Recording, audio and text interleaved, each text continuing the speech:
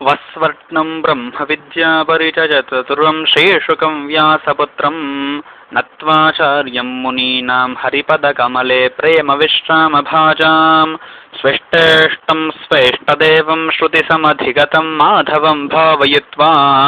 भावैरुद्भाव्यतेऽस्मै प्रवरमतिमुदे जातकालङ्कृतश्रीः सानन्दं प्रणिपत्य सिद्धिसदनं लम्बोदरं भारतीं सूर्यादिग्रहमण्डलं निजगुरुं भक्त्या रजब्दे स्थितं येषामङ्घ्रिसरोरुहस्मरणतो नानाविधाः सिद्धयः सिद्धिं यान्ति लघुप्रयान्ति विलयं मृत्युहशैलव्रजाः सद्भावा कलिदं पदार्थललितं योगाङ्गलीलार्चितं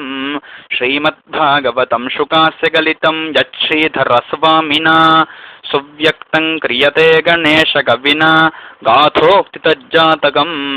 वृत्रस्त्रघ्रया जनादिसुफलं चोदर्विदां जीवनं यत्पूर्वं परमं शुकास्य गलितं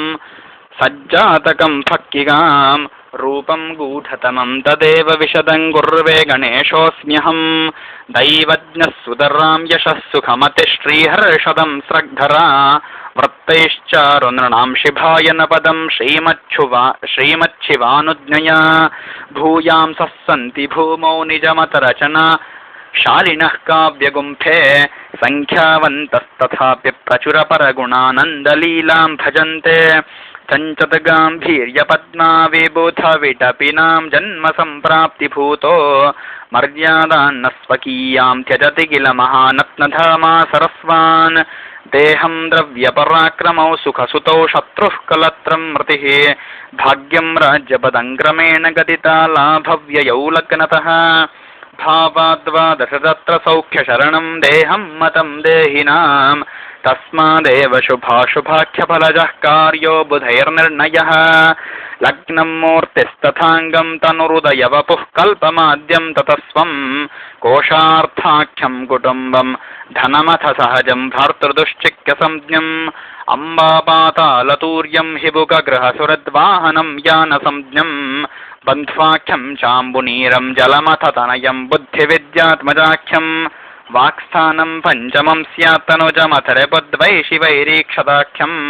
षष्ठं जामित्रमस्तं स्मरमदनमदद्यूनकामाभिधानं रन्ध्रायुश्छिद्रयाम्यं निधनलयपदं चाष्टमं मृत्युरण्यत् गुर्वाख्यं धर्मसंज्ञं नवममिह शुभं स्यात्तपो मार्गसंज्ञं ताताज्ञामानगर्मास्पदगगणनभो व्योममेषूरणाख्यं मध्यं व्यापारमोचुर्दशममथ भवं चागमं प्राप्तिमायं